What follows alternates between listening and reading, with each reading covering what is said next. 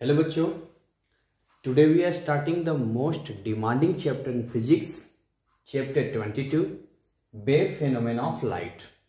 और अगर आप चैनल पर नए हैं तो सबसे पहले चैनल को सब्सक्राइब करके बेल आइकन क्लिक कर लें।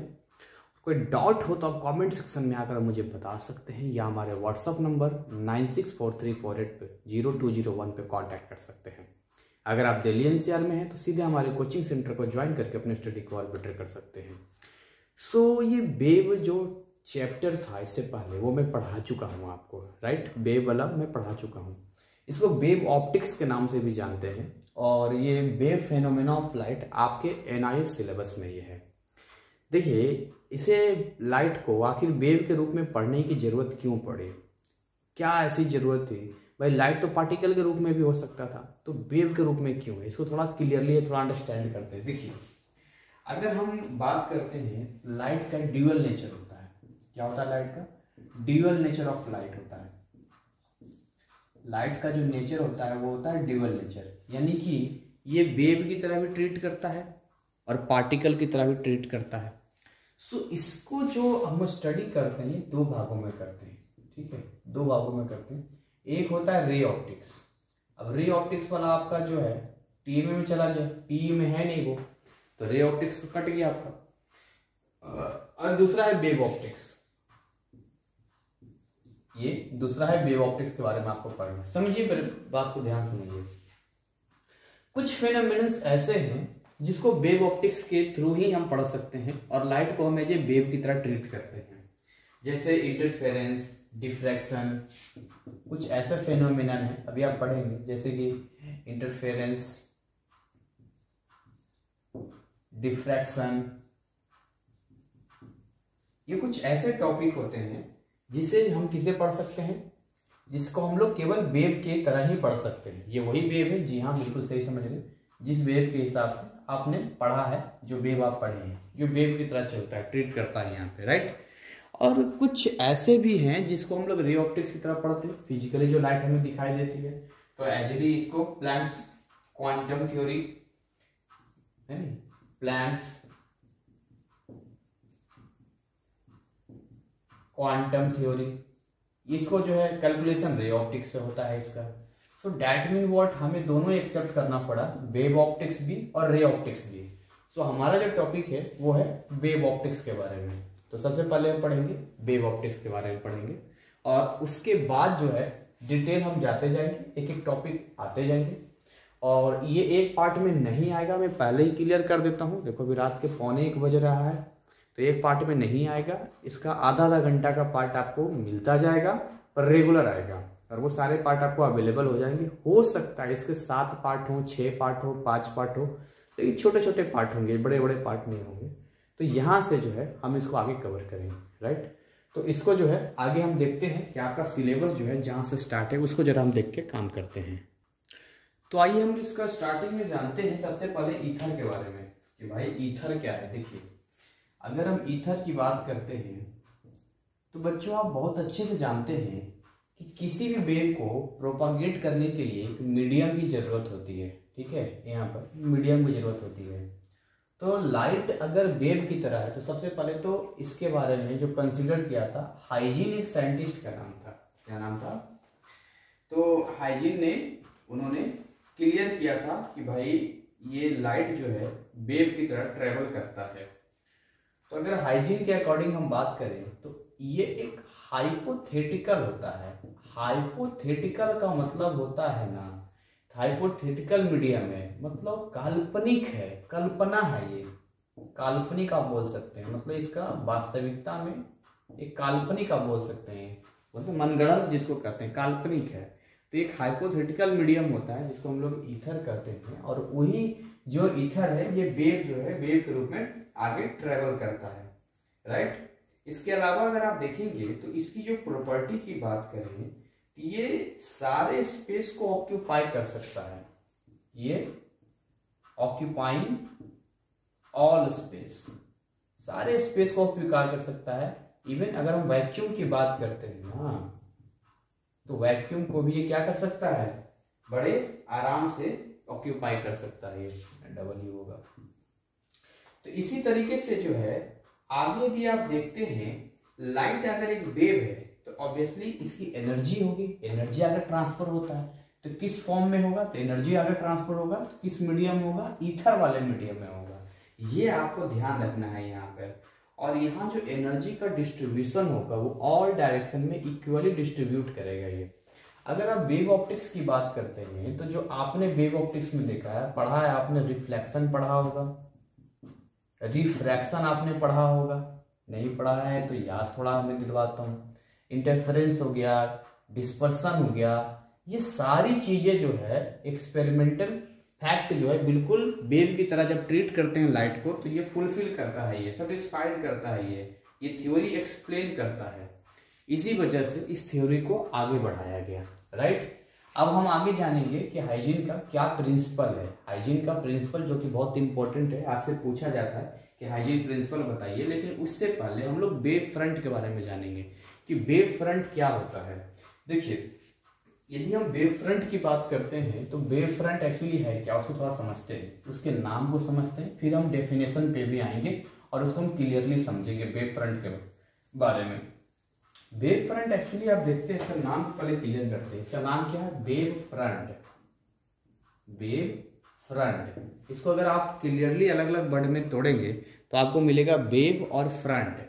देखिए, यानी कि वेव का जो फ्रंट ऊपरी हिस्सा होगा उसको वेव फ्रंट कहते हैं। इसको अगर ऐसे आप समझें कि किसी भी तालाब में आप कोई पत्थर फेंकते हैं, किसी भी तालाब में आप कोई पत्थर फेंकते हैं तो आप एक चीज देखते हैं कि उसके एक सर्कुलर पाथ में जो है घेरा बड़ा होता जाता है, घेरा बड़ा होता जाता है, घेरा बड़ा होता जाता है, घेरा बड़ा होता जाता है।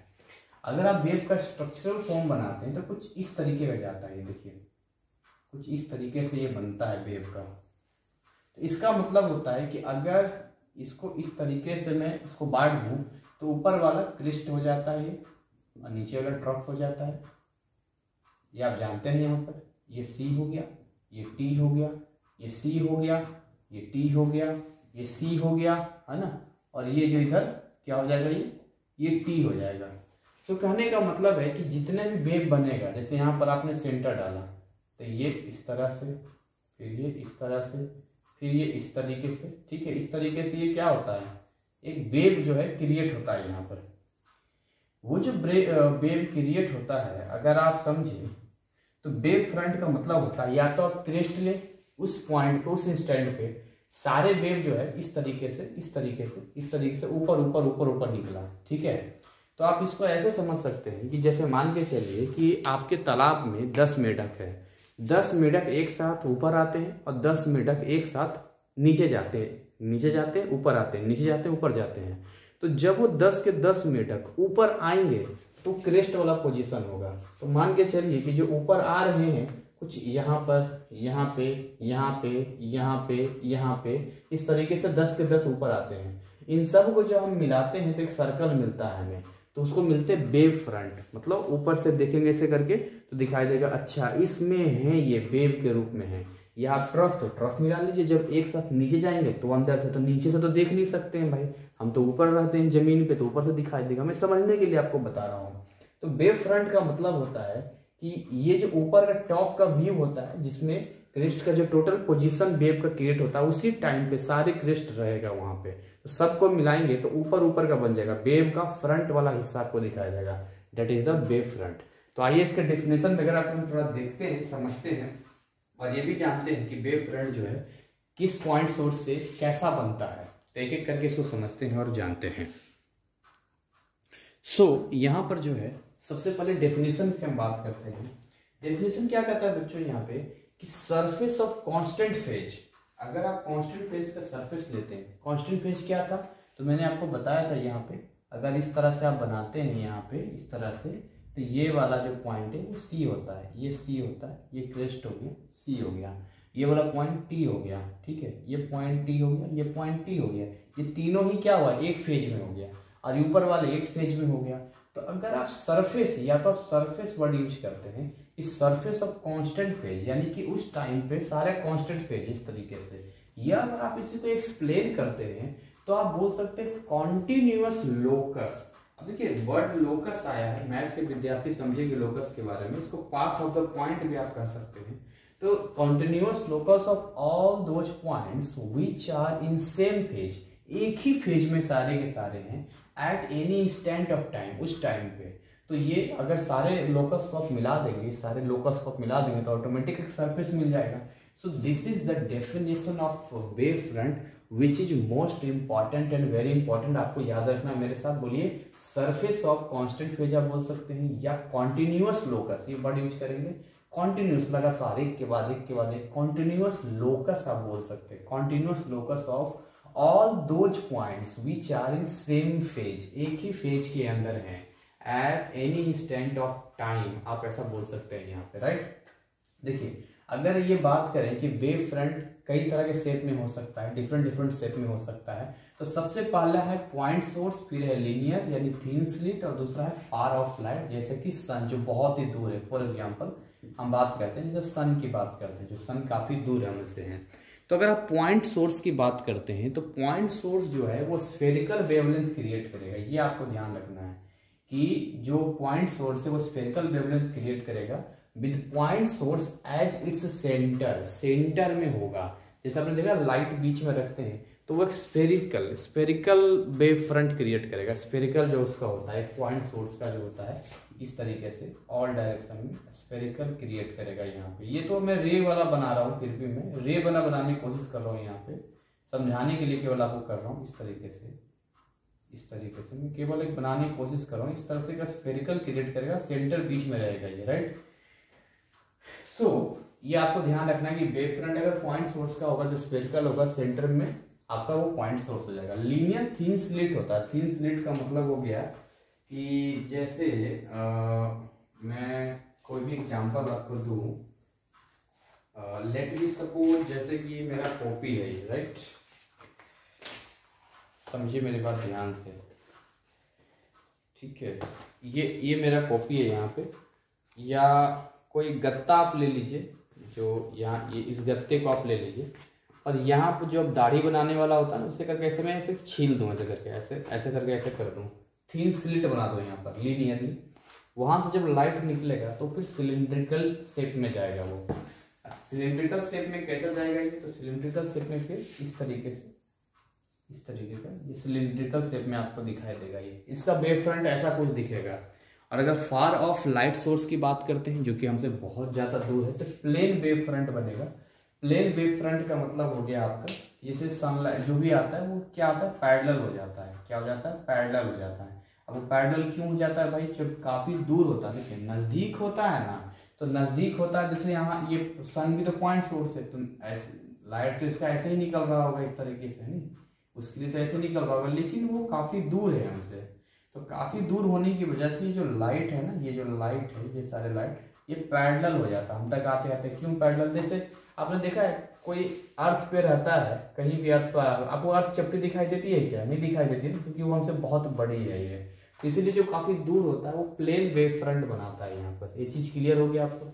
चलिए फिर चीज समझ में आ जाने के बाद वेव फ्रंट और लाइट रे में क्या रिलेशन है उसे थोड़ा हम लोग समझते हैं, उस पॉइंट को क्लियर करते हैं, फिर हम लोग हाइजीन के प्रिंसिपल पे आ जाएंगे। कहता है कि light rays always move perpendicular to wave front. जो भी वेव फ्रंट बनेगा, मान के चलिए ये वेव फ्रंट है, सपोज कीजिए ये हमारा वेव फ्रंट है, तो जो लाइट है ना वो इसके परपेंडिकुलर ट्रेवल करेगा, इस तरीके का, इस तरीके से परपेंडिकुलर होगा, परपेंडिकुलर ट्रेवल करेगा इस पे पूरा परपेंडिकुलर, ये बीच में आ गया इस तरह से, और यहाँ पूरा परपेंडिकुलरली यहाँ पे ट्रेवल करा, देखिए 90 डिग्री बना रहा है ये परपेंडिकुलर होता है कि ये जो आपको दिख रहा है ये लाइट रेज है। ये क्या है, ये है light rays.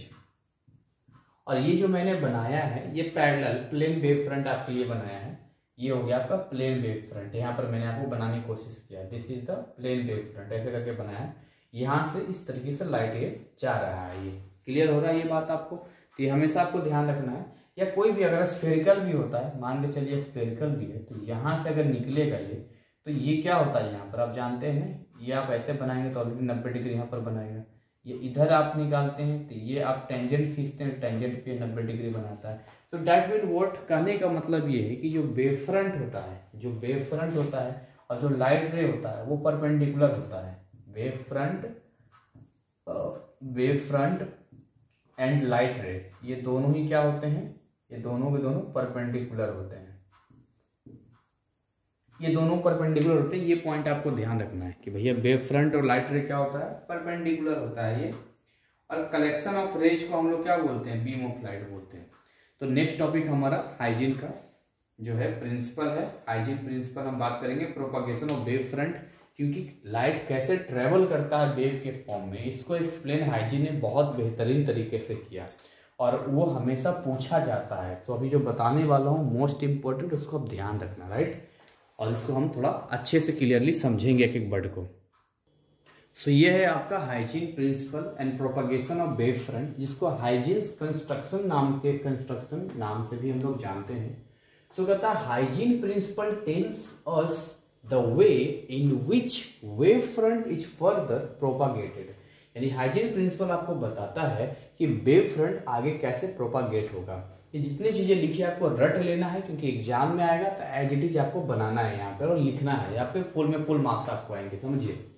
According to this principle, 3 point है, इन 3 पॉइंट को मैं क्लियरली समझा दूंगा अभी 2-3 मिनट में, और बाकी आप इसको अपने तरीके से भी लिख सकते हैं।